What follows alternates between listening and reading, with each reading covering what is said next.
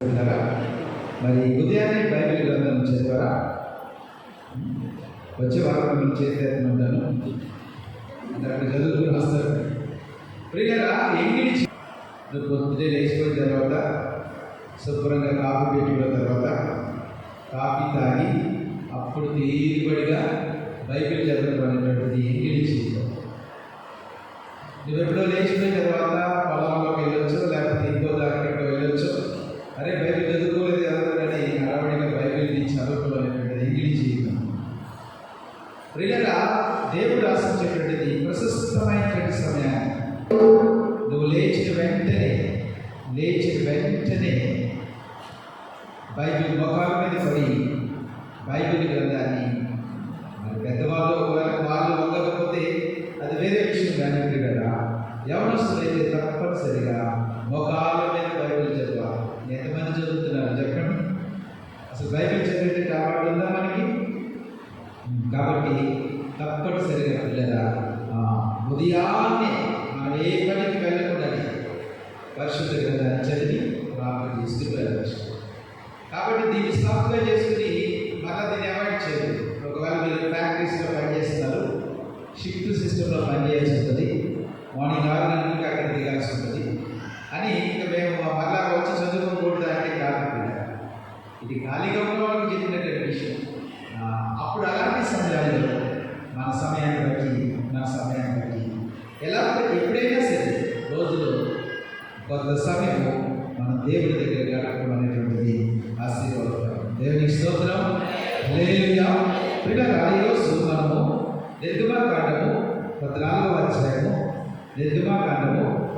అధ్యాయము మొదటి నుంచి 14 వచనాలు మనం మార్చి చదువుకుందాం.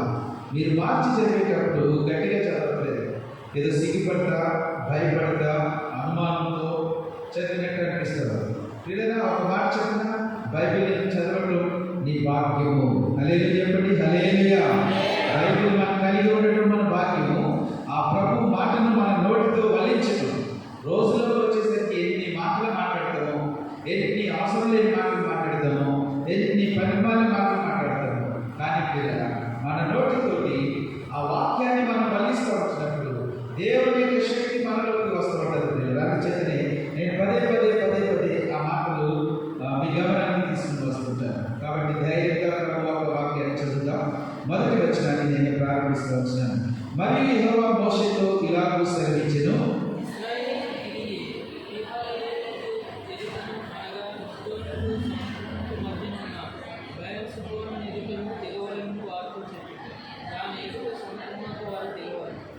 ఫరో ఇశ్రాయేలును గురించి వారి దేశంలో చిక్కుబడి ఉన్నారు, అరణ్యము వారిని మోసవేసినని అనుకొను.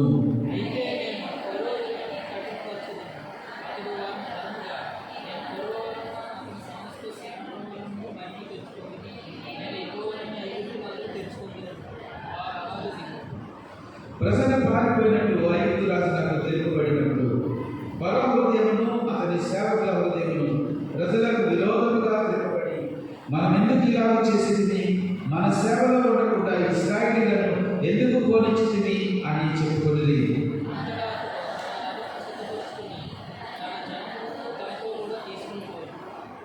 మరియు అతడు శ్రేష్టమైన 600 రథములను, 5 రథములన్నింటినీ వాటిలో ప్రతి దాని మీద అధిపతులను తోడుకొని పోయేను.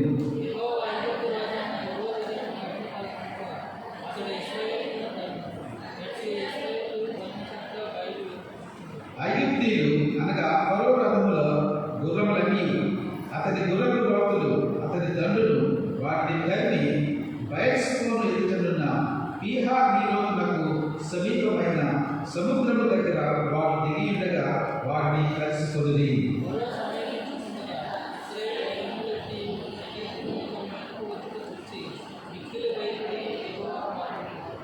అంతటి వారు మోషేతో, ఐగుప్తులో సమాధులు లేవని ఈ అరణ్యంలో చచ్చుటకు మమ్మల్ని రప్పించితివా? మమ్మల్ని ఐగుప్తులో నుండి బయటకు రప్పించి మమ్మల్ని ఇది చేయలేదా?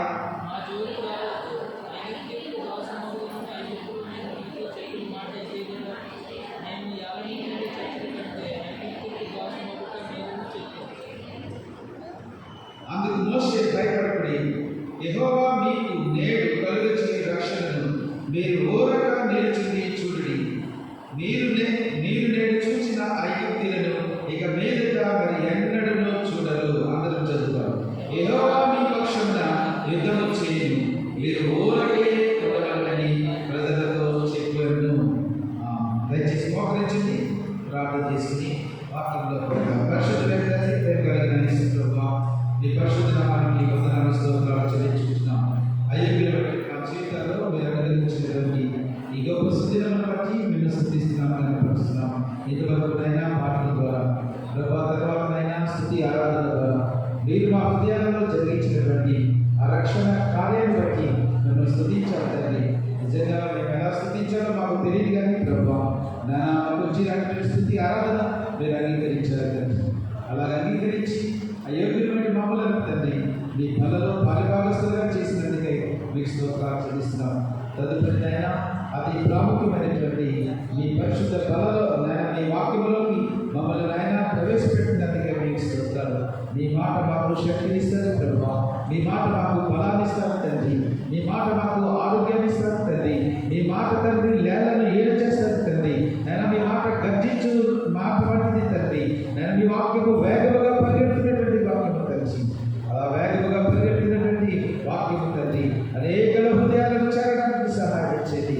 ఈ ప్రశస్తమైనటువంటి ఈ ఉదయకాల సమయాన్ని ఈగిలి పడకుండా ఉన్నటువంటి ఈ ఉదయకాల సమయంలోనే మీ వాక్యము వేగముగా పరిగెత్తడానికి ప్రభావాన్ని గొప్ప దయచేయమని ప్రార్థన చేస్తూ వచ్చినాం. చేరుకున్న సంఘాన్ని బట్టి మీకు స్తోత్రం. ప్రతి వ్యక్తితో ఈ ఉదయకాల సమయంలో మీరు మాట్లాడండి, మమ్మల్ని బలపరచండి, మమ్మల్ని స్థిరపరచమని ప్రార్థన చేస్తున్నాం. అయోగ్యుడైన ప్రభావ మీ సిలువ చాటును మరణపరచండి, మీ గుడారములో నన్ను దాయండి తండ్రి.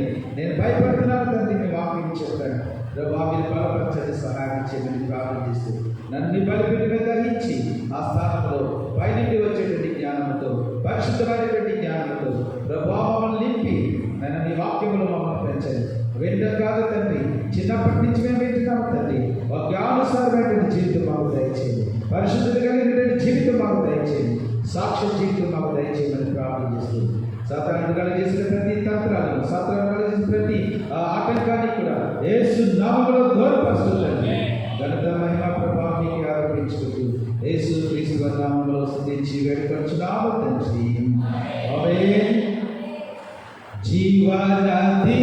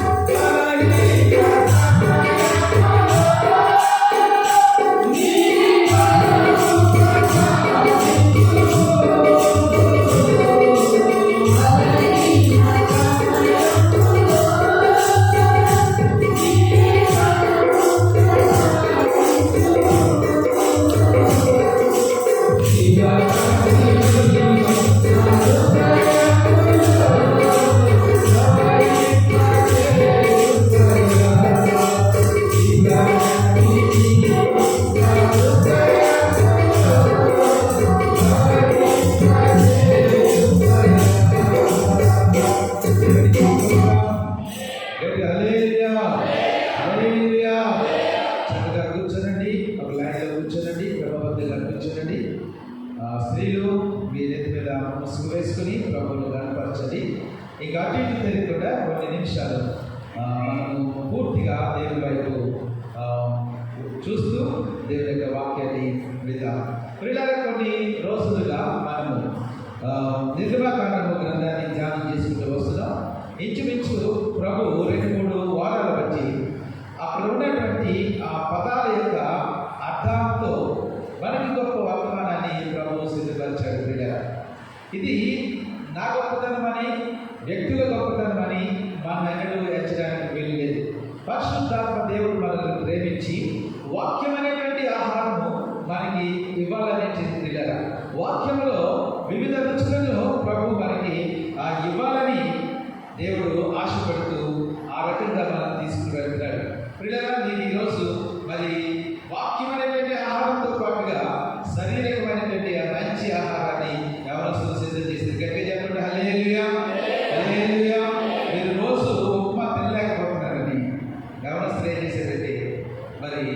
మంచి, నేను అది చెప్పను, మీరు తినేటప్పుడే చూద్దరు కానీ మంచి బ్రేక్ఫాస్ట్ మీరు తయారు చేస్తారు. మరి మనకి ఇది శారీరకంగానే ఇన్ని రుచులు కావాల్సి వచ్చినప్పుడు పిల్లలకు ఆధ్యాత్మికంగా రుచులు వద్దా? మనకి ఆధ్యాత్మికంగా కూడా మంచి మంచి రుచులు కావాలి. కాబట్టి మనం మనసు నిలిపి పరిశుద్ధ గ్రంథాన్ని చదవాలి. కానీ ప్రభువు అనేకమైనటువంటి తలపులతో మనల్ని ఆదరిస్తాడు. ఎప్పుడు కూడా ప్రభు వారు వచ్చినటువంటి వాళ్ళకి ముందుగానే భోజనం పెట్టలేదు. పరిశుద్ధ గ్రంథాన్ని మనం చదివినట్లయితే ముందు యేసు ప్రభు వారు వాక్యం అనేటువంటి ఆహారంతో వాళ్ళు పోషించారు. ఎక్కడైనా సరే చూడండి, వాక్యం అనేటువంటి ఆహారంతో వాళ్ళ హృదయాన్ని నింపిన తర్వాత శారీరక ఆహారాన్ని ప్రభు వాక్యంలో జరిగింది. సరే, ముందు మనం వాక్యాహారాన్ని భుజిద్దాం. ఈరోజు మనం 14వ అధ్యాయము 1 నుంచి 14 వచనాలు మనం చదువుతున్నాం. అయితే ఇవన్నీ విషయాలు నేను ఇప్పటికి ఈ వారానికి నేను చెప్పలేకపోవచ్చు, కానీ దేవుడి చిత్తమైతే నేను ఇంకా వచ్చే వారం వాటిని కంటిన్యూ చేస్తూ ఉంటాను. ప్రియులారా, ఇక్కడ చదవబడినటువంటి ఈ వాక్య భాగంలో మనం చూసినట్లయితే మనం నిద్రలో కాలము ఇంకా కొంచెం లోపలికి వచ్చేస్తూ ఉంటున్నాం. ఇంకా మనం మన యొక్క ధ్యానము ఎర్ర సముద్రం దగ్గరికి ఇంకా రాలేదు. జస్ట్ ఇప్పుడే మనము వచ్చామన్నమాట. ఎర్ర సముద్రం ఇంకా చీరలేదు. ఒకవేళ దేవుడి చిత్తమైతే ఆ వీడియోస్ కూడా నేను మీకు చూపిస్తాను. మీకు ఒక ఐడియా రావడానికి వీలుగా ఉన్నది. మోసే ఆ ఎర్ర సముద్రాన్ని ఎట్లాగైతే కొట్టాడో, ఆ తర్వాత ఎర్ర సముద్రము ఎట్లాగైతే 2 పాయలుగా విడిపోయిందో, ఆ చీల్చబడినటువంటి ఆ సముద్రంలో ఇశ్రాయేలీ ప్రజలు ఎంత చక్కగా నడిచిపోయారనేటువంటిది నేను మీకు ఒక వీడియో దేవుడి చిత్తమైతే చూపించడానికి ఇష్టపడుతూ వచ్చినాను. సరే, అవి ఇప్పుడు ఈ సందర్భం ఏంటంటే పిల్లగా, ఇశ్రాయేలీలు బయలుదేరి ఐగుప్తు నుంచి బయలుదేరారు. దేవుడు వారిని ఏంటంటే అటుపక్క నుంచి కానీ ఇటుపక్క నుంచి కానీ కాకుండా దేవుడు పిల్లగా వీళ్ళని ఏం చేశారంటే ఎర్ర సముద్రం మార్గముగా తీసుకురావచ్చు. మీకు అర్థమవుతుంది పిల్లగా, ఇక్కడ ఎర్ర సముద్రం అనుకుంటే ఇశ్రాయేలీలు ఇలా వస్తారు, ఇటు పక్కంతా అరణ్యం పిల్లగా ఇలా ముందుకు వెళ్ళాలనుకున్నప్పుడు వీళ్ళకి ఎర్ర సముద్రము అడ్డుగా వస్తుంది. చాలా జాగ్రత్తగా ఆలోచించండి.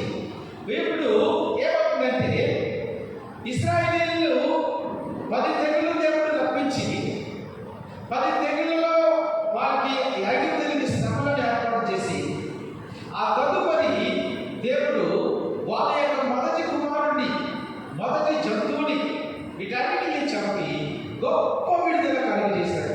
దేవునికి స్తోత్రం, హల్లెలూయా. అలా విడుదల కలుగజేసినప్పుడు ఇశ్రాయేలీయులు ఏమనుకుంటున్నారంటే వాళ్ళు చాలా సంతోషపడుతున్నారు.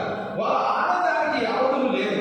ఎందుచేతంటే మా దేవుడు గొప్పవాడు, ఐగుప్తులందరికీ తీర్పు తీర్చాడు, వాళ్ళ ప్రథమ సంతానాన్ని చంపేశాడు, మాకు గొప్ప విడుదల చేశాడు.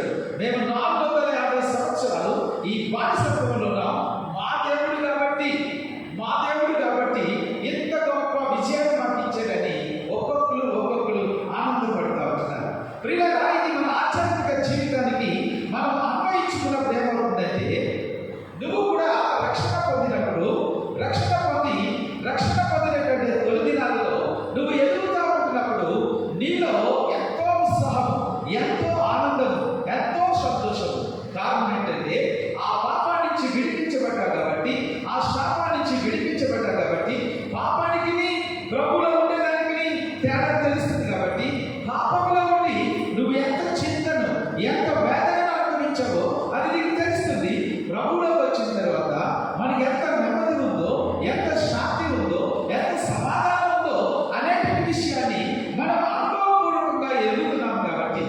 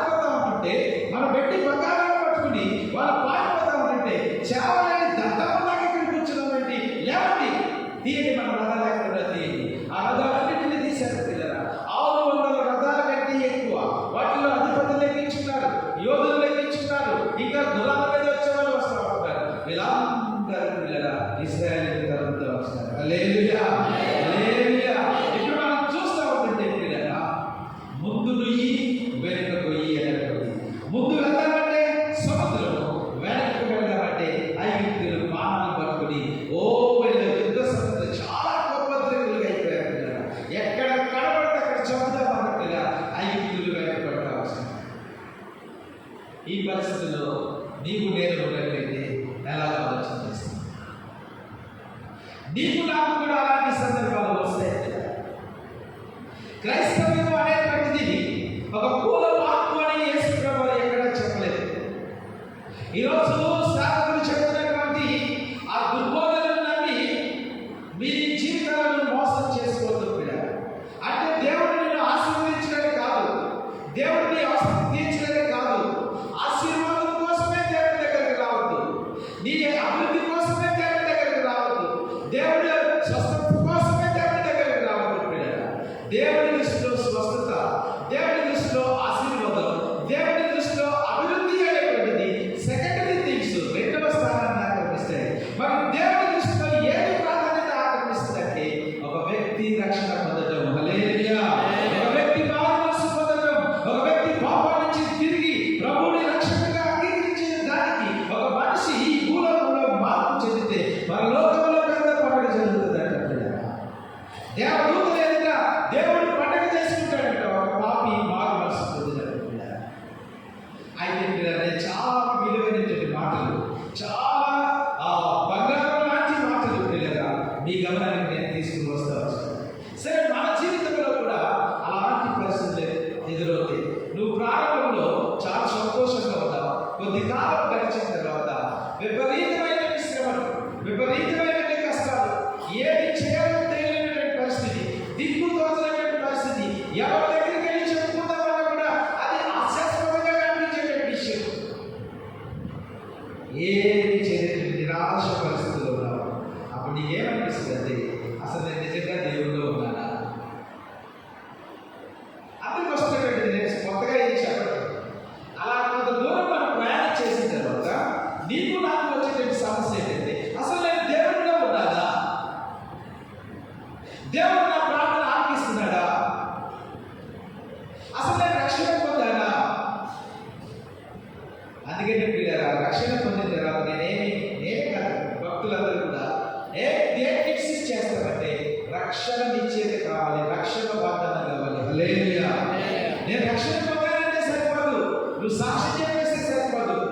ఏ వాక్యం ద్వారా దేవుడు నిన్ను రక్షణ వాగ్దానం ఇచ్చాడో అది కావాలి. అది ఎందుకు కావాలని నేను అంటున్నానంటే ప్రియులారా, ఇలాంటి శ్రమలు నిన్ను చుట్టుముట్టినప్పుడు, ఇలాంటి శోధనలు నిన్ను చుట్టుముట్టినప్పుడు, ఒక్కొక్కసారి నీ రక్షణ నీకే అనుమానమైనప్పుడు, నీ ప్రయాణం నీకే చీకటిగా తోచినప్పుడు, నువ్వు వెళ్తున్నటువంటి మార్గము సరైనగా కాదా అని నిశ్చయించుకోవాల్సి వచ్చినప్పుడు ఈ రక్షణ వాగ్దానం నీకు తోడ్పడుతుంది. ఎన్ని చీకటి గాలులు వచ్చినప్పటికీ కూడా ఆ రక్షణ వాగ్దానం ఏం చెప్తుందంటే నువ్వు రక్షణ పొందావు, దేవుడు నీ పాపాలు క్షమించాడని ఆ వాక్యం నీకు పదే పదే గుర్తు చేస్తుంది. సో అలాంటప్పుడు మనం ఏం చేస్తామంటే పిల్లగా, చాలా మంది ఇక్కడే రాంగ్ స్టెప్ వేసి తప్పుడు త్రోవను వెళ్ళడానికి అవకాశం ఉంది. ఇక్కడ ఏమని తీర్మానానికి వచ్చేస్తారంటే నేను ఇంత చేసినప్పటికీ కూడా దేవుడు నా ప్రార్థన వినట్లేదు కాబట్టి ఇంకెందుకు దేవుడిని నేను వెంబడించాలి? కాబట్టి ఇక నేను దేవుడిని వెంబడించను, నేను దేవుని ఆలయానికి వెళ్ళి మానేస్తానని చాలా మంది విశ్వాస భ్రష్టులు అయిపోయినటువంటి వాళ్ళు. జాగ్రత్త పిల్లల రాత్రికాల సమయంలో మీ గమనానికి ఒక మాట నేను తీసుకుని వచ్చాను. అబ్రహాము విశ్వాసులకు తండ్రి అని అవ్వాలంటే ప్రియులారా, అబ్రహాము విశ్వాసులకు తండ్రి అవ్వాలంటే అబ్రహాము దగ్గర ఒక సర్టిఫికేట్ ఉండాలి. మీకు తెలుసా, గాంధీ గారిని జాతిపిత అంటారు. గాంధీ గారిని జాతిపిత అంటారు. గాంధీ గారిని జాతిపిత అనడానికి మీ దగ్గర ఏదైనా ఎవిడెన్స్ ఉందని ఒక 7th క్లాస్ గర్ల్, 7వ తరగతి చదువుతున్నటువంటి అమ్మాయి సెంట్రల్ గవర్నమెంట్ వారికి ఉత్తరం రాసింది, మీ దగ్గర ఏమైనా ఎవిడెన్స్ ఉంటే నాకు పంపించండి అనేసి. ఆర్టీఐ ఉంది కదా, దాంట్లో అడిగింది అనమాట. అడిగేసరికి వాళ్ళు మొదలు పెట్టారు, పుస్తకాలు అన్నీ చూశారు, గ్రంథాలన్నీ తిరిగేశారు. ఎక్కడ కూడా గాంధీ గారిని జాతిపిత అనడానికి ఆధారాలు లేవు. అప్పుడు మళ్ళీ ఈమెకు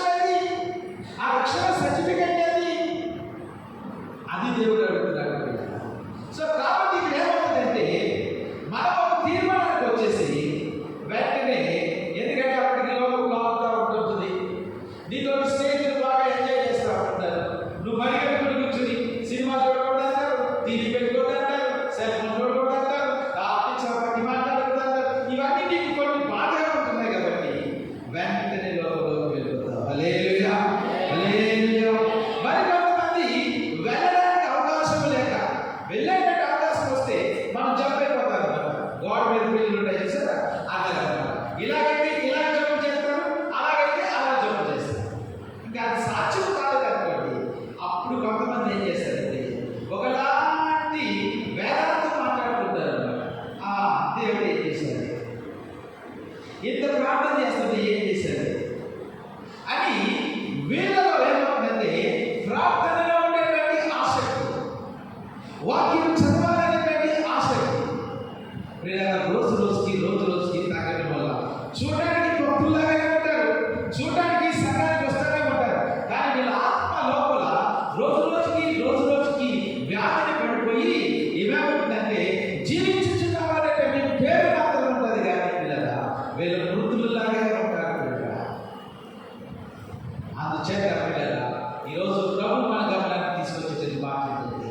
ప్రభు నిన్ను రక్షించాడు అనే దానికి ఏ మాత్రం సంతోషం లేదు. ప్రభు నీ కోసం ప్రాణం పెట్టాడు, ప్రభు నీ కోసం రక్తం కాచాడు, ప్రభు నిన్ను తన బిడ్డగా చేసుకున్నాడు అనడంలో ఏ మాత్రం సంతోషం లేదు.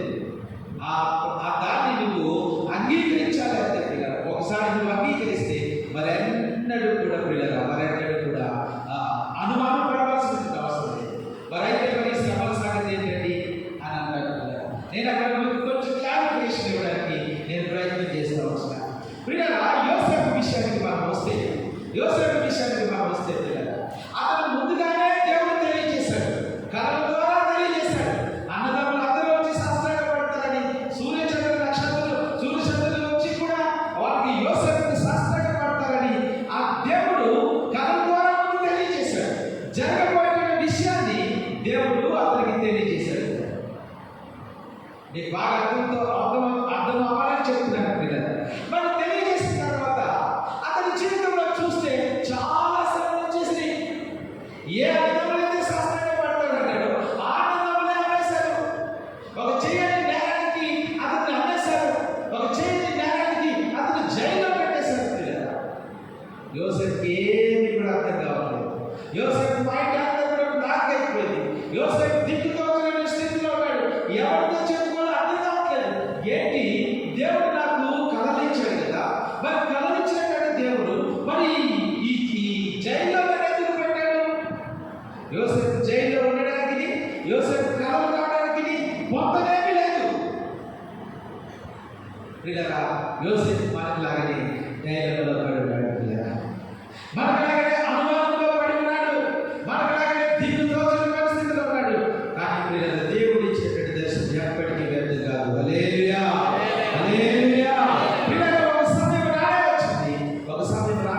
పిల్లల దేవుడు ఏ దర్శనాన్ని అయితే యోసేపుకి ఇచ్చాడు. పిల్లల దేవుడు ఐగుప్తు దేశానికి యోసేపును ప్రధానమంత్రిని చేసేశాడు. పిల్లల యోసేపు జీవితంలో శ్రమలు లేవా? చెప్పండి. యోసేపు జీవితంలో శ్రమలు లేవా? యోసేపు జీవితంలో ఆశీర్వాదం లేదా?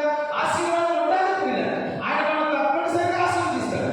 కానీ తను ఎన్నుకున్నటువంటి పిల్లలను ఎవరు చెప్పండి? అందరూ శిష్యులు కాదు. పిల్లలు 100 మంది మాత్రమే దేవుడికి శిష్యులు. ఆ రోజున పిల్లలు దేవుడి దగ్గర చాలా మంది వచ్చేవారు. తిని భోజనం చేసి వెళ్ళిపోయేవాళ్ళు, స్వస్థత పొందుకుని వెళ్ళిపోయేవాళ్ళు, ఓహో అని వెళ్ళిపోయేవాళ్ళు. వాళ్ళందరూ బ్యాచ్ వెళ్ళిపోయింది. తర్వాత ఒక 70 మందిని దేవుడు వచ్చాడు. వారికి కూడా దేవుడు అద్భుతాలు చేసే శక్తిని ఇచ్చాడు. వాళ్ళు కూడా వెళ్ళి దయ్యాలు మొదలుపెట్టాడు. వాళ్ళు కూడా వెళ్ళి స్వస్థతలు చేశారు. పిల్లలు వాళ్ళు తిరిగి వచ్చి అమ్మా యేసు ప్రభువా, నీ నామంలో దయ్యాలు అయిపోతున్నాయి, నీ నామంలో స్వస్థత చేశావు. అది కాదే ముఖ్యం, మీ పేరు పరలోకంలో ఉండేటట్టుగా చేసుకున్నాను. ఆ 70 మంది కూడా అయిపోయారు. ఇంకెంతమంది మిగిలారు చెప్పండి ఎంతమంది మిగిలారు? 12 మంది మిగిలారు. 12 మంది మాత్రమే శిష్యులు. ఏది చేతనంటే 12 మంది మాత్రమే ఎందుకు శిష్యులు అంటే ఆయన గాడిని మోసేటువంటి వాళ్ళు. హల్లెలూయా. ఆయన స్కూల్లో చదువుకునేటువంటి వాళ్ళు, ఆయన శ్రమల బడిలో పాఠాలు నేర్చుకునేటువంటి వాళ్ళు. ఒక్కొక్క శిష్యుడి జీవిత చరిత్ర మనం చదివితే విపరీతముగా వాళ్ళు చెప్పారు. మామూలు సామాన్య అంత సాక్షి మాటలు చెప్పారు. పేదరునైతే పిల్లల తలకిందులుగా సెలవు వేసి చెప్పారు. యాకోబునైతే పిల్లల కట్టేసి రామంతో కోసేసారు. పిల్లలు తిరగేసి కట్టేసి రామంతో కోసేసారు. ఇక భక్తుడైతే ఒక మంచి ఎడ్ల బండికి కట్టేసి పిల్లల ఆ ఎడ్ల బండిని స్పీడ్గా కొడితే ఆ మనిషి యొక్క పరిస్థితి ఎట్లా ఉండదు చూడండి. భక్తుడైతే సరసల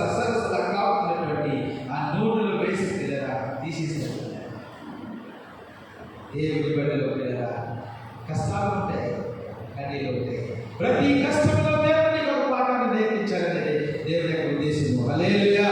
ప్రతి ఒక్క కన్నీటిలో, ప్రతి ఒక్క వేదనలో, ప్రతి ఒక్క అవమానంలో యేసు నేను నీకు తోడు అని. నేను ఇక్కడ చివరి మన సమయం ఉంటుందో ఉండదు, కానీ మీరు ఊరకనే నిలిచి చూడండి. మీరేం చేయదు, మీరేమి చేయదు, మీరు ఊరకనే నిలిచి చూడండి.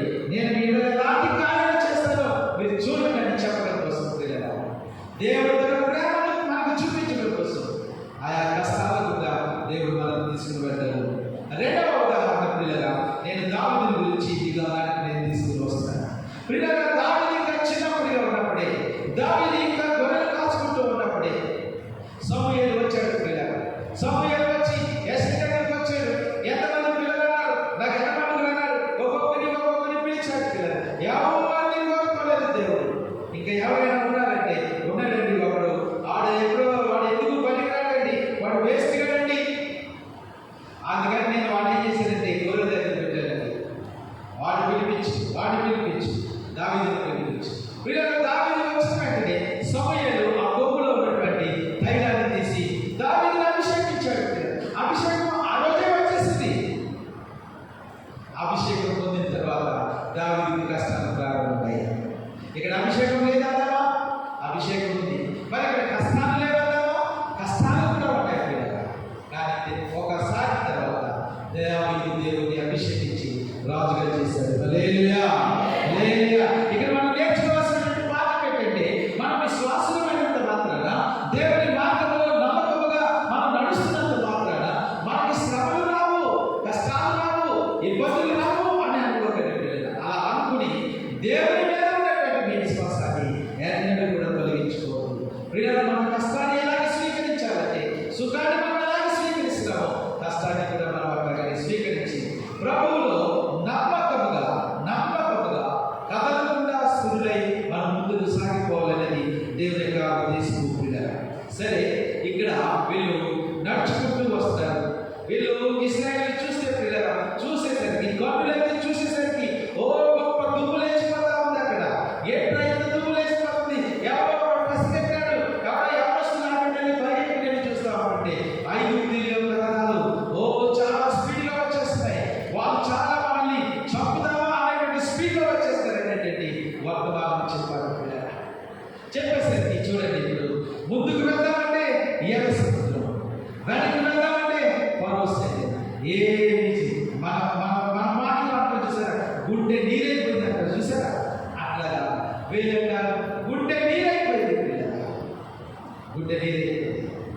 అలాంటి పరిస్థితుల్లో వీళ్ళందరూ మోషే దగ్గరికి వాళ్ళు నేర్చుకొచ్చారు.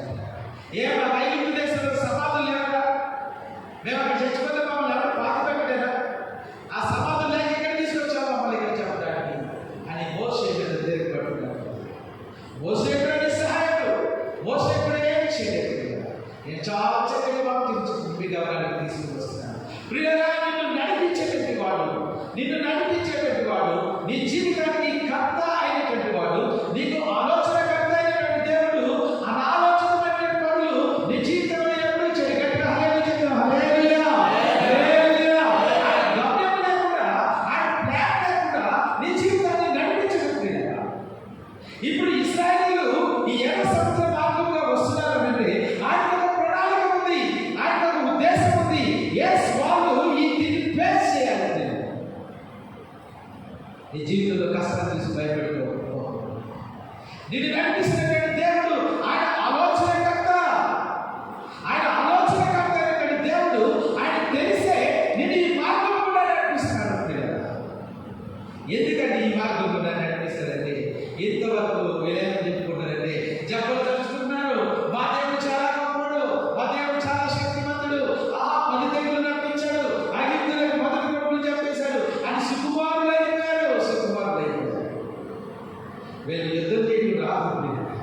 యుద్ధం అంటే ఇంతవరకు తెలియదు. వీళ్ళు బానిసలుగా బ్రతకారు, కానీ యుద్ధం చేయడం ఈ రోజుకి తెలియదు. అసలు యుద్ధ రంగం అంటేనే వీళ్ళకి తెలియదు. మరి నాయనలారా, మీరు వెళ్ళేటువంటి దేశంలో ఎంతో మంది రాజుల్ని మీరు తరిమి కొట్టాలి, మీరు యుద్ధం నేర్చుకోవాలి. కాబట్టి అసలు యుద్ధం అంటే ఎలా ఉంటుందో, యుద్ధ రంగం అంటే ఎలా ఉంటుందో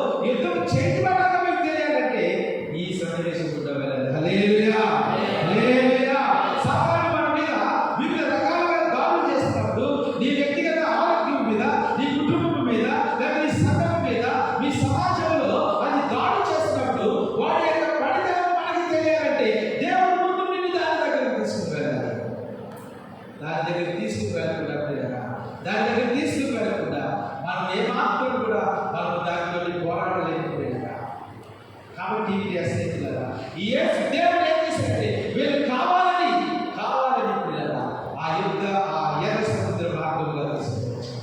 యుద్ధం వాళ్ళకి నేర్పడానికి, ధైర్యాన్ని వాళ్ళకి నేర్పడానికి సాధారణ నీ మీద పిల్లగా పదే దాడి చేస్తూ ఉంటుంది.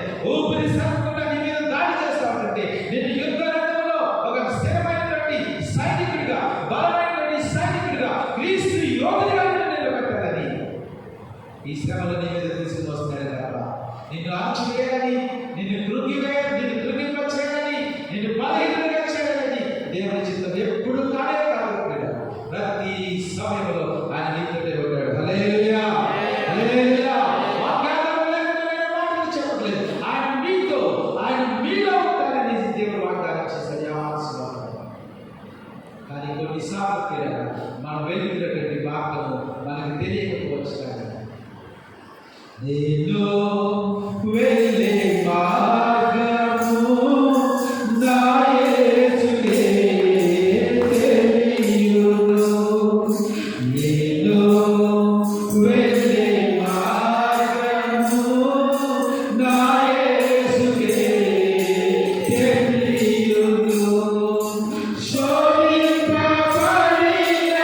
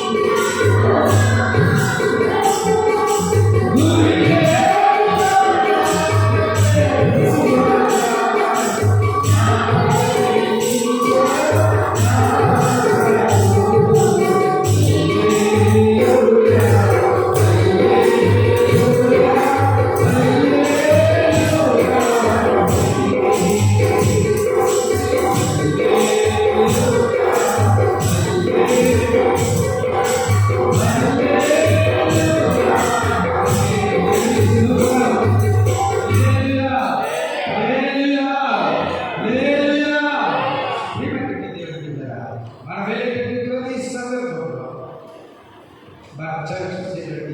ప్రతి కష్టము దేవుడు మనకుగా ఉంటాడు.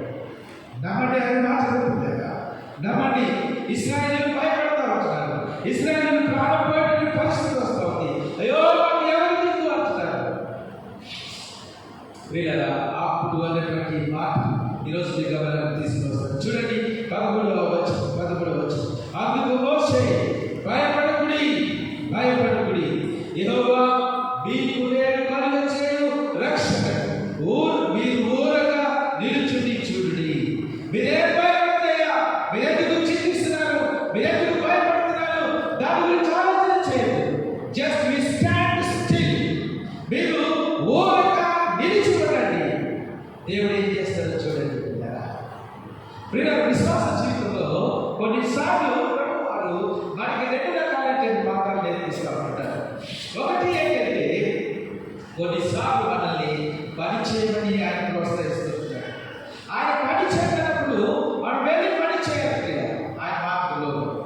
కొన్నిసార్లు దేవుడు ఏం చేస్తారంటే అసలు నువ్వేమి చేయదు, నువ్వు జస్ట్ ఊరకనే అలా ఉండు అని చెప్తూ ఉంటాడు. అలాంటి సందర్భంలో అలా ఉండడం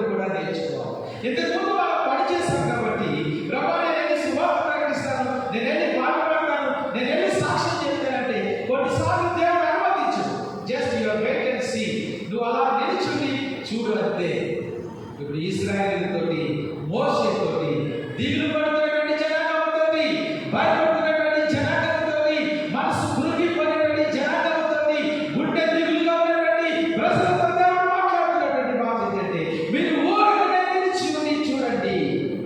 జస్ట్ స్టాండ్ స్టిల్ అని బైబిల్ గ్రంథంలో రాయబడింది. మీరు నిలిచి చూడండి, ఏం జరుగుతుందో మీరు చూడండి. ఒక్కసారి మీరు కన్నులెత్తి ఆ వెనక ఒకసారి చూడండి, ఆ వెనక ఒకసారి చూడండి. మీ తల్లి తీరా చూడండి, మీ తల్లి తీరా చూడండి. ఎందుకంటే ఈరోజు మీరు చూస్తున్నటువంటి ఈ ఐగుప్తుల్ని మీ జీవితంలో ఎన్నడూ కూడా చూడదు. హల్లెలూయా, హల్లెలూయా. శ్రమలలో ఇబ్బంది పడుతున్నటువంటి స్నేహితుడా, కష్టాలలో ఇబ్బంది పడుతున్నటువంటి దేవుని బిడ్డ, ఓ వేదనలో ఇబ్బంది పడుతున్నటువంటి దేవుని బిడ్డ, దేవుడు ఈ రోజు నీకు చాలిస్తున్నటువంటి మాట ఏంటంటే, నువ్వు చూడు, అలా నిలిచి చూడు. దేవుడు నీ పక్షాన్ని ధ్యానించుకోవాలి. ఓ సైన్యం పనులు పెడతావు అంటే ఎవడుకుంటుంది ధైర్యం? ఎవడుకుంటుంది ధైర్యం? అని నువ్వే ఇప్పుడు బస్తా మోస్తున్నటువంటి వాడికి తెలుస్తుంది ఆ బరువు ఏంటో. పైన వాడేమంటావంటే అలా కాదు ఇలా కాదంటే వాడికి ఎంత కోపం వస్తుంది కదా. మోసేవాడికి తెలుస్తుంది బాధ ఏంటనేటువంటిది పిల్లలు. అలాంటి ఇప్పుడు ఇజ్రాయేలు ప్రాణరక్షణలో ఉంటే ఏమంటే వాళ్ళు ఒకసారి చూడమంటుంటే వీళ్ళకి ఏమి కూడా అర్థం కావట్లేదు, ఏమి కూడా అర్థం కావట్లేదు. నేను మరలా మాట చదువుతున్నా చూడండి. అందుకు మోషే, భయపడకుడి, యెహోవా మీకు నేడు కలుగచేయు రక్షణను మీరు ఊరక నిలుచుడి చూడుడి, ఊరక నిలుచుడి చూడుడి. మీరు నేడు చూచిన ఐగుప్తీయులను ఇక మీదట మరి ఎన్నడూ చూడడు. మీరు నేడు చూచిన ఐగుప్తీయులను ఇక మీదట మరి ఎన్నడూ చూడడు. నువ్వు దేవుని కోసం నమ్మకంగా కొనసాగుతూ ఉంటావు. నీ సామాన్య మీద పదే పదే శోధిస్తామంటే దేవుడు స్థిరంగా ఉంటుందిగాక. హల్లెలూయా. ఎన్ని కష్టాలు వచ్చినా, ఎన్ని ఇబ్బందులు వచ్చినా, ఎన్ని వ్యాధులు వచ్చినా పిల్లరా, మన జీవితాన్ని సాధారణ పోగలేకుండా మన దేవునిలో నిలకడగా ఉండేటువంటి కృప దేవుడు మనకు దయచేయగాక. ఆమేన్. ప్రియమైనటువంటి దేవుని బిడ్డలారా, ఏది చేయాలంటే నీ జీవితంలో అనుమతించింది ఆయనే. ఇంకొక మాట నేను చెప్పమంటారా పిల్లరా? ఇంకొక మాట నేను చెప్పమంటారా? ఏంటంటే పిల్లరా, నీ తల వెంట్రుక రావాలి అని కూడా, నీ తల వెంట్రుక రావాలి అని కూడా దేవుడు అనుమతింటేనే కానీ అది జరగదు. ఒకటి నిన్ను అనాలన్నా కూడా, ఒకటి నిన్ను ఏదైనా చేయాలన్నా కూడా, ఒక నష్టం నీకు జరగాలన్నా కూడా దేవుడు అనుమతింటే జరుగుతుంది. అనుమతించినటువంటి దేవుడే దాన్ని మరలా మనకి ఇవ్వబోతున్నాడు. హల్లెలూయా, హల్లెలూయా. ఏ దేవుడైతే మన జీవితంలోకి ఆ కష్టాలను అనుమతించాడు, అదే దేవుడు మరలా మనకు రెస్పాన్స్ చేయబోతున్నాడు. ఏ దేవుడైతే ఇశ్రాయేలును ఈ మార్గం కూడా నడిపించాడు, అదే దేవుడు మరలా మనల్ని కాపాడబోతున్నాడు. వాక్యాధారం లేకుండా నేను చెప్పట్లేదు. కాబట్టి ఇశ్రాయేలీయులారా, మీరు చూసుకోండి. ఇంకా మరలా ఇప్పుడు మీరు చూడండి పిల్లలు. ఈ మాటలు ఏం చేసింది? 3 మాటలు మీ గమనానికి నేను త్వరగా తీసుకుని వచ్చి నేను ముగిస్తాను పిల్లలు. ఇందులో ఉన్నటువంటి అంత అయిపోలేదు, వచ్చే ఆదివారం కూడా నేను కంటిన్యూ చేస్తాను పిల్లలు.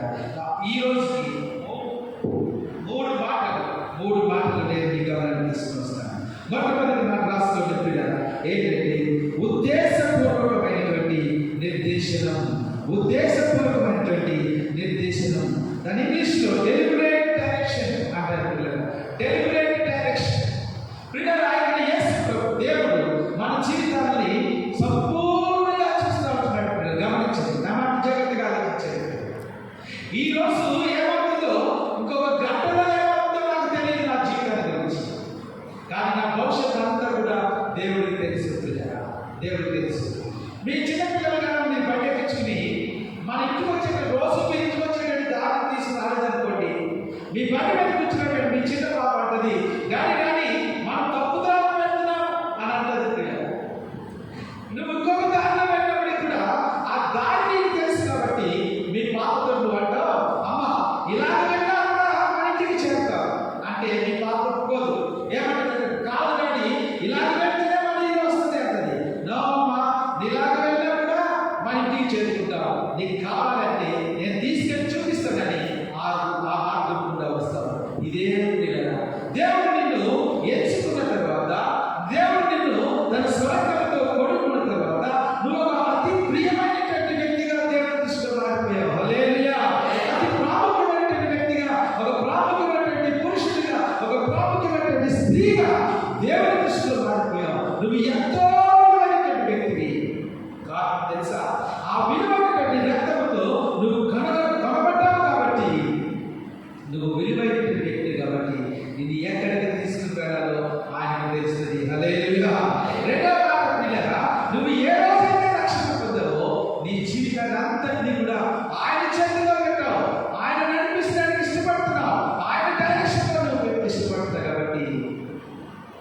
తన రక్తంతో కొనుక్కున్నాడు కాబట్టి దీన్ని ఎలాగైనా తీసుకెళ్ళినటువంటి అధికారం దేవుడికే ఉంది. హల్లెలూయా. కాబట్టి కష్టాలను సరకండి, కష్టాలను బట్టి ప్రభువును స్తుతించండి. ప్రభువా, నా జీవితం నీ చేతిలో పెట్టాను, నువ్వు నమ్మదగినటువంటి దేవుడు, నా జీవితాన్ని మొదలంటూ కూడా చూస్తున్నటువంటి దేవుడు. ఈ శ్రమను బట్టి నేను స్తుతిస్తున్నాను. హల్లెలూయా. ఈ శోధన బట్టి నేను స్తుతిస్తున్నాను, దీన్ని బట్టి నేను గర్వపరుస్తున్నాను ప్రభు అని మనం చెప్పినప్పుడు సాతానుడు మనం విడిచిపెట్టుకుంటాడు. నేను చెప్పదలుచుకున్నటువంటి మాట ఏంటంటే ఆయన ఉద్దేశపూర్వకంగా ఆయన నిన్ను నడిపించుకుంటూ వస్తాడు. అది సంతోషకరమైన, అది ఆయన ఇచ్చింది, అది వేదనైనా కూడా ఆయన ఇచ్చింది. ఒకప్పుడు సంతోషమైన స్థితిలో ఉన్నాడు. తూర్పు దేశంలో ఉన్నటువంటి అందరిలో కూడా ధనవంతుడిగా ఉండేటువంటి వాడు, దేనికి లోటు లేదు కదా. అలాంటి స్థితిని ఇచ్చింది కూడా దేవుడే. అతని వ్యాధి చేత బాధించడానికి, స్నేహితుల చేత బాధించడానికి, తన శరీరం అంతా కూడా బాధించడానికి అనుమతించింది కూడా దేవుడే. మొట్టమొదటి మనం నేర్చుకుంటాం కదా, ఉద్దేశపూర్వకమైనటువంటి నిర్దేశనం, డెలిబరేట్ డైరెక్షన్. నీవు నీ కంటితో చూడలేనిది నిన్ను నడిపించడానికి దేవుడు చూస్తున్నాడు. హల్లెలూయా. చెప్పండి హల్లెలూయా. మనం కొంతవరకు మాత్రమే మనం చూడగలుగుతాం, మన భవిష్యత్తు మాత్రమే కూడా ఆయన చూస్తున్నాడు. కాబట్టి ఆయన చేతులకు మనము అర్పించుకున్నాం. ప్రియులారా, ఆయన నిన్న ఎంత క్లియర్గా నీ గతాన్ని చూశాడు, ఈరోజు అంతే క్లియర్గా నీ జీవితాన్ని చూస్తున్నాడు. రేపు రాబోయేటటువంటి నీ జీవితాన్ని, భవిష్యత్తు కూడా అంతే క్లియర్గా చూస్తున్నాడు. ఆ నమ్మికతో ఆయన నడిపించేటువంటి మార్గంలో గొడుగులు లేకుండా, సనుగులు లేకుండా మనం అందరం కూడా ఆయన మార్గంలో చక్కగా నడిచిపోతాం. హల్లెలూయా. హల్లెలూయా. పిల్లల సమయం అవుతుందని మనం చూస్తున్నాం. కానీ పిల్లరా చూడండి, రెండవ మాటలోకి నేను వస్తాను. రెండవది ఇక్కడ ఈ మార్గం కూడా మనం వెళ్తున్నప్పుడు అనుమానం అనే చీకటి మనలో కమ్ముకుంటుంది. అనుమానం అనే చీకటి రాసుకోండి. అనుమానం అనేటువంటి చీకటి, లేదా సందేహం అనేటువంటి చీకటి, ద డార్క్నెస్ ఆఫ్ డౌట్ అంటారు. నీకు నాకు అందరికీ ఇది సహజం. దేవుడి చిత్తాన్ని మనం సంకిస్తాం, దేవుడి ఉద్దేశాన్ని మనం సంకిస్తాం. మనకే కాదు, యేసు ప్రభుకే అంత డౌట్ వచ్చేసింది. కల్వరి సినిమాలో ఆయన మాట్లాడుతున్నప్పుడు 7 మాటల్లో ఆ 4వ మాట వచ్చేసరికి, నా దేవా నన్ను ఎందుకు చేసావు? నువ్వు నాతో కూడా ఉంటానని కదా నువ్వు నన్ను పంపించింది, నువ్వు నడిపిస్తానని కదా నన్ను పంపించింది, నాతో ఎల్లప్పుడూ ఉంటానని కదా నువ్వు నన్ను పంపించింది, మరి ఇప్పుడే నా చేయి చేసావు, అసలు నీకు ఇష్టమే కాదా అనేటువంటి డౌట్ యేసు ప్రభు వారికి వచ్చేసింది. ఎందుకు చెప్పారంటే మనకున్నటువంటి తక్కువ వనరులు బట్టి, మనకున్నటువంటి తక్కువ జ్ఞానాన్ని బట్టి, మనకున్నటువంటి లిమిటెడ్ సోర్సెస్ బట్టి మనం ఏం చేస్తామంటే దేవుడి చిత్తాన్ని మనం సాగిస్తాం. అనుమానము అనేటువంటి ఒక్క దానితోటి పాపము ఆదాము అవ్వలో ప్రవేశపెట్టేట్లుగా సాతానుడు ప్రయత్నం చేశారు. ఎన్నడూ కూడా దేవుడి చిత్తాన్ని సాగించారు. ఆయన మీ గురించి చింతిస్తా ఉంటారు.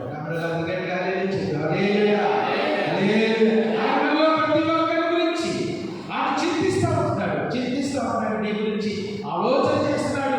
మీ గురించి ఆలోచన చేస్తున్నాడంటే అర్థం ఏంటంటే మీకు ఎప్పుడు ఏది ఎలా కావాలో అనుగ్రహించడానికి ఆయన ఆలోచన చేస్తాడని అర్థం. అనుమానంతో దేవుడి మార్గాన్ని పెడుతుంది.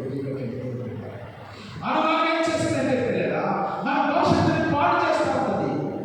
అనుమానం ఏం చేస్తుందంటే, ఇక కాదులే, ఈ కష్టాలన్నీ ఉన్నాయి కాబట్టి నా జీవితంలో మంచి రోజులు నేను చూడను, నా జీవితంలో సంతోషాన్ని నేను చూడను, నా జీవితంలో చిరునవ్వు నేను చూడను అనేసి విత్డ్రా అయిపోయేటువంటి మనసుతో మనకి అనుమానం తీసుకుని వస్తుంది. రెండో మాట త్వరగా చెప్తాను. అనుమానం ఏం చేస్తుందంటే నీ పాత గత జీవితాన్ని రేపి, ఇదిగో నీ పాత జీవితం, ఇది దేవుడు క్షమించలేదు, దేవుడు క్షమిస్తే నీకు ఈ కష్టం రాదు, దేవుడిని క్షమిస్తే ఈ వేదన రాదు అని మళ్ళా పాప జీవితాన్ని లాగేయండి. అనుమానం అనేటువంటిది తోడ్పడుతుంది కనుక అనుమానానికి మన క్రైస్తవ భాషలో మనం పెట్టిన పేరు అవిశ్వాసం. అవిశ్వాసంతో ఎన్నడూ కూడా నీ పరలోక మార్గాన్ని విడిచిపోదు.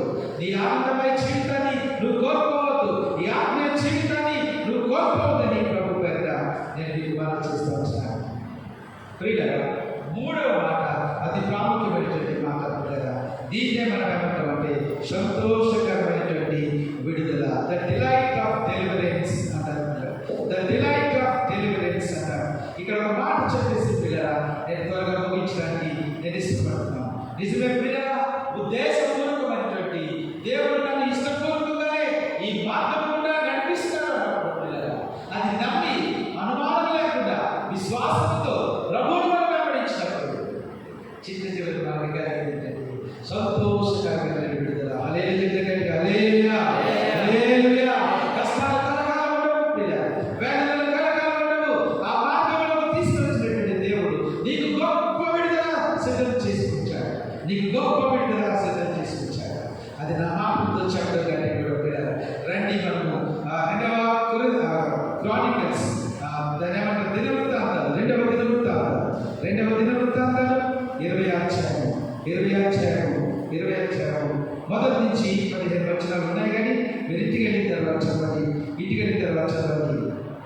దాంట్లో 2వ దినవృత్తాంతాల గ్రంథము 20వ అధ్యాయం 15వ వచనం చదవండి ఎవరైనా. యూదా వారులారా, యెరూషలేము కాపురస్తులారా, యెహోషాపాతు రాజా మీరందరూ ఆలకించుడి. యెహోవా సెలవిచ్చినదేమనగా, ఈ గొప్ప సైన్యమునకు మీరు భయపడకుడి, జయకుడి. ఈ యుద్ధము మీరు కాదు, దేవుడే జరిగించును. నాకు కావాల్సిన విధంగా చదవలేదు, ఆసక్తితో చదవాలి దేవుడి యొక్క వాక్యం. మీరు చూడండి, నేను చదువుతున్నాను. 2వ దినవృత్తాంతాల గ్రంథం తీసారా, 374 పేజీలో ఉంది. 374 20వ అధ్యాయం 15వ వచనం. యూదా వారులారా, యెరూషలేము కాపురస్తులారా, యెహోషాపాతు రాజా మీరందరూ ఆలకించుడి. యెహోవా సెలవిచ్చినదేమనగా, ఈ గొప్ప సైన్యమునకు మీరు భయపడకుడి, జయకుడి. ఈ యుద్ధము మీరు కాదు, దేవుడే జరిగించును. హల్లెలూయా, హల్లెలూయా, హల్లెలూయా. యుద్ధము యెహోవాదే, యుద్ధము యెహోవాదే, యుద్ధము యెహోవాదే, యుద్ధము యెహోవాదే.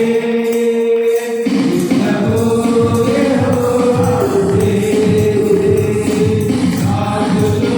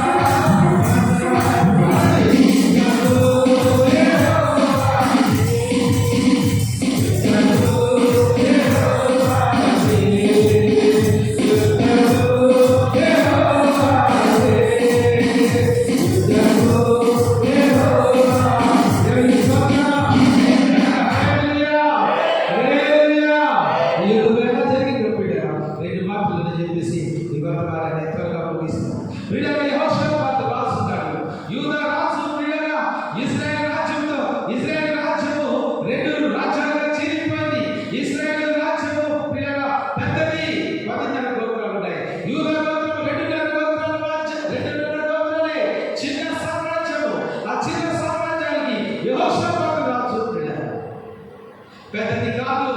ఈ యూదా ప్రాంతాన్ని ఆక్రమించుకోవడానికి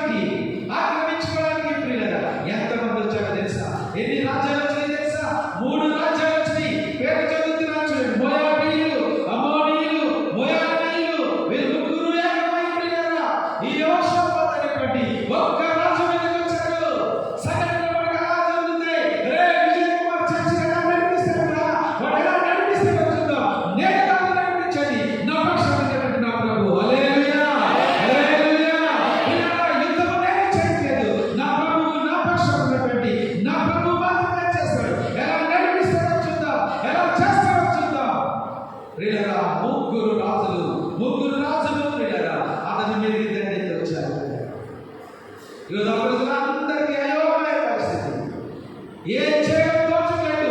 మీరు ఇంటికి వెళ్ళిన తర్వాత చదవండి యెహోషాపాతు చూడండి ప్రియులారా, 4వ వచనం చూస్తే యూదా యెహోవా సహాయం వేడుకొనుటకై కూడుకొనిరి. యెహోవా యొద్ద విచారించుటకు యూదా పట్టణం అన్నిటిలో నుండి జనులు వచ్చిరి. యెహోషాపాతు పిల్లలని చదవండి ప్రియులారా, చదవండి ప్రియులారా, తర్వాత వాటిని చదవండి, తర్వాత ఇంటికి వెళ్ళిపోతాం. సరే వాళ్ళని చూస్తాం ప్రియులారా, ఏమి చేయడానికి నీకు తోచట్లేదు. ఒకడు కాదు, ఇతని కంటే పెద్ద సామ్రాజ్యాలు, ఇతని కంటే సైన్యం ఎక్కువ ఉన్నటువంటి వాళ్ళు, ఇతని కంటే డబ్బు ఎక్కువ ఉన్నటువంటి వాళ్ళు కావాలంటే ఇంకా డబ్బు పెట్టి అనేక మందిని తీసుకురాగలిగినటువంటి సమర్థులు ప్రియులారా.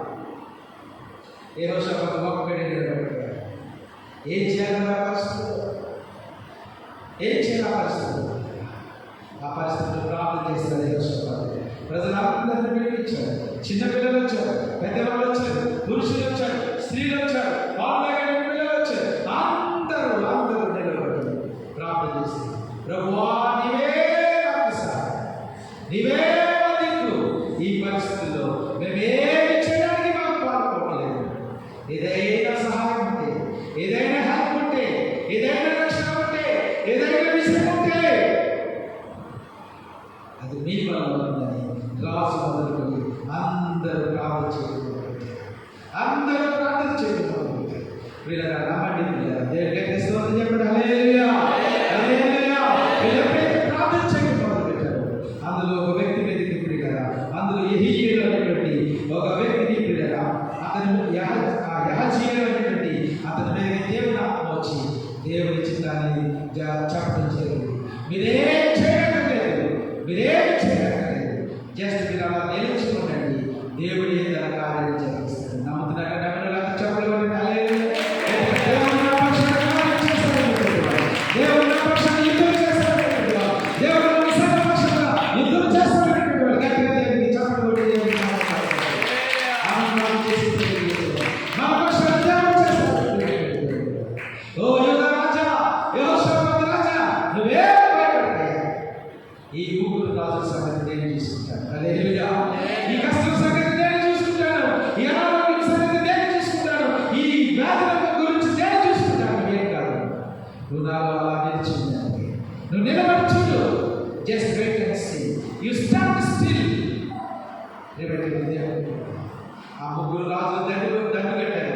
దండు కట్టి అక్కడ ఇంకా ఎప్పుడు యుద్ధం చేద్దామని భక్తులు తీరారు. ఎవరికి వాళ్ళు ప్లాన్ వేసుకుంటారు. ఏ దాని నుంచి వెళ్ళవాలని కనుకుంటున్నారు. ఆ రాత్రి దేవుడు ఆ దండలో దిగింది. హల్లెలూయా. ఏమి చేయలేదు, ఏమెవరో ఒక కత్తి తీయలేదు.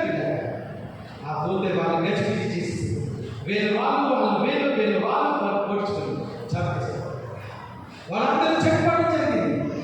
యెహోషాపాతు యుద్ధానికి వెళ్ళి జరిగింది కాదు. యెహోషాపాతు సైన్యాన్ని తీసుకుని వెళ్ళడం జరిగింది కాదు. దేవుడే జోక్యం చేసింది. వాళ్ళలో వాళ్ళకి గొడవలు పెట్టేసింది. ఒకటొకటి చెప్పుకున్నారు. దేవుడి నుంచి విడుదల.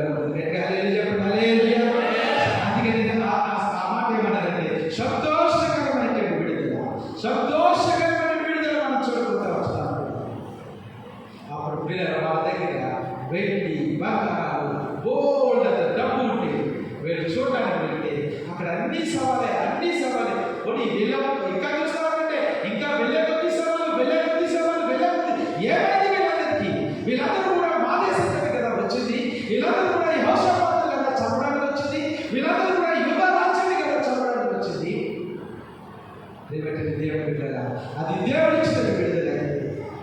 వెండి బంగారంతో దేవుడిని సాగడంతో హల్లెలూయా. సంతోషకరమైన విడుదల దేవుడు మనకు అనుగ్రహిస్తాడు. ఒక్క కత్తితో యుద్ధం చేస్తున్నారు. వీళ్ళు ఊరక దేవుడిలో నిలిచిపోవడానికి వీళ్ళ ఎంత గొప్ప భాగ్యాన్ని దేవుడు నిర్ణయించారు.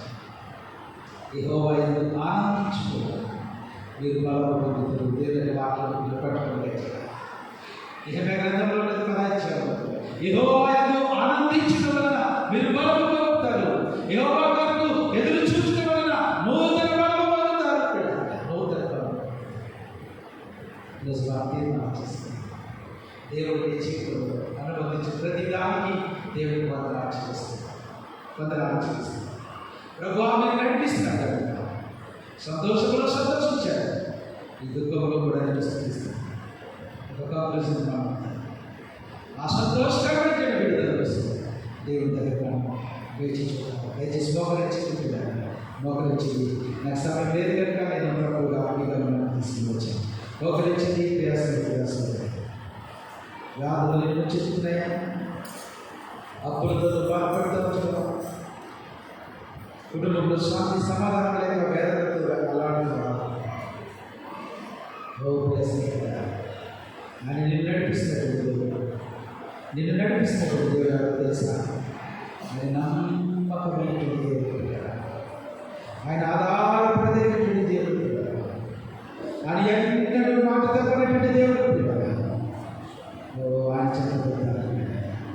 ఆయన దగ్గర మనకి సురక్షిత ఉంది, ఆయన దగ్గర మనకు క్షేమం ఉంది, ఆయన దగ్గర మనకు ఆనందం ఉంది, ఆయన దగ్గర మనకు బలం ఉంది, ఆయన దగ్గర మన ప్రతి సమస్యకు వస్తావా? ప్రభు దగ్గరికి వస్తావు. ఆయన నమ్మకమైన బ్రహ్మ నేనెన్నడూ త్రోసివేయనటువంటి దేవుడు.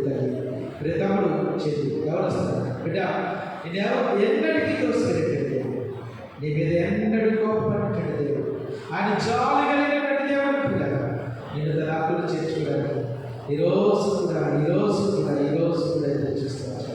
ఆయన కౌగిలిలో వస్తావా? సాతాను ఇవ్వలేనటువంటి భద్రత దేవుడిలో ఉంది, సాతాను ఇవ్వలేనటువంటి సంతోషము దేవుడిలో ఉంది, సాతాను ఇవ్వలేనటువంటి ఆనందము దేవుడిలో ఉంది. మన ఎందుకు దేవుడు విడిచిపెట్టాలి? మన ఎందుకు దేవుడు విడిచిపెట్టి దూరంగా పోవాలి? మన ఎందుకు దేవుడు విడిచిపెట్టి శ్రమను కొనుక్కోవాలి? మన ఎందుకు దేవుడు విడిచిపెట్టి ప్రియంగా నరకాన్ని మనం కొనుక్కు తెచ్చుకోవాలి? దేవశాపాతగా ప్రభువా ఏమి చేయాలో నాకు తోచట్లేదు, చేయిలో తెచ్చి ప్రార్థించి నీ కష్టాన్ని బట్టి ప్రార్థన చేయి. అయ్యా ఈ పరిస్థితుల్లో నైనా దిక్కు తోచుకుంటా ఉన్నాను తండ్రి, నైనా నాకు సహాయం చేయి. నాకు దిక్కు నీవే, నా దిక్కు నీవే, నన్ను ఆదరించవా? ఈ ఉదయకాల సమయంలో చేయమా ప్రార్థన చేసుకోలేదు, ప్రార్థన చేసుకోలేదు, ప్రార్థన చేసుకో. అయ్యా నా కష్ట సమయంలో నన్ను ఆదరించేటువంటి దేవా నీవే నన్ను ఆదరించు. నైనా మీరు సహాయం చేస్తున్నారు. ఈ శ్రేణులతో వాగ్దానం ఇచ్చి భయపడకండి, మీరు నిలిచి ఊరకనే నిలిచి ఉండి చూడండి, మీరు ఊరకనే నిలిచి ఉండి చూడండి సెలవించలేదు. ఆ కష్టాల్లో నేను ఇబ్బందులు పడుతున్నాను, శ్రమలలో ఇబ్బందులు పడిపోతున్నాను. అయ్యో నువ్వు ఎక్కడున్నావని అనుకుంటున్నాను. ఏది నీ చిత్తము, ఏది నీకు ఉంటే నాకు ఇది జరగాలి కదని నీ నమ్మకత్వాన్ని నేను సమర్పిస్తున్నాను. సహాయం చేయండి, కనికరించండి. ఈ ఉదయకాలంలో నన్ను ఆదరించింది, నన్ను బలపరచండి, నాకు స్థిరత్వాన్ని దయచేయండి.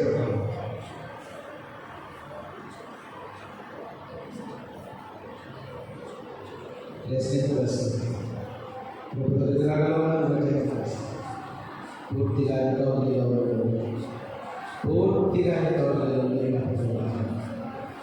ఆయన హస్తాలు ఈ భద్రతను ఇచ్చేటువంటి హస్తాలు, ఆయనతో స్నేహం మీకు ఎంతో ఆనందిస్తుంది, అది ఎంతో విలువైన కనిపిస్తుంది. అనేక సార్లు పడుకుంటున్నాడు, అనేక సార్లు ఆయన ప్రేమను గుర్తించలేకపోతున్నాడు, అనేక సార్లు ఆయన దూరంగా వెళ్ళిపోతున్నాడు పాపాల నుంచి.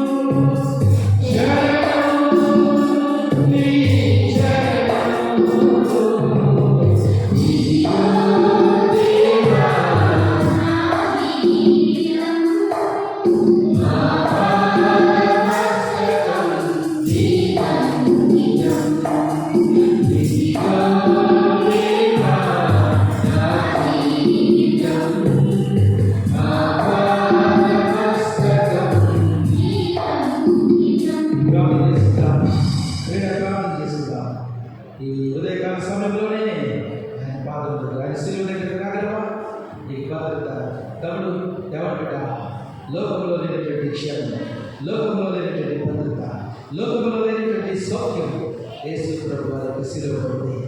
రా, నీకెందుకు ఆలస్యం? రండి పిల్లరా, రండి. పరిశుద్ధుడైన తండ్రి, ప్రేమ కలిగిన యేసు ప్రభువా, నీ పరిశుద్ధ నామానికి వందనాలు స్తోత్రాలు చెల్లించుకుంటున్నాను. ప్రభువా, ఇశ్రాయేలుతో మీరు వాగ్దానం చేసి మీరు ఓరకనే చింతించేది మీ పక్షంలో చేస్తారని సెలవించినటువంటి తండ్రి. ప్రభువా, మీరు మాట నెరవేర్చినటువంటి దేవుడు తండ్రి, మాట నెరవేర్చినటువంటి దేవుడు.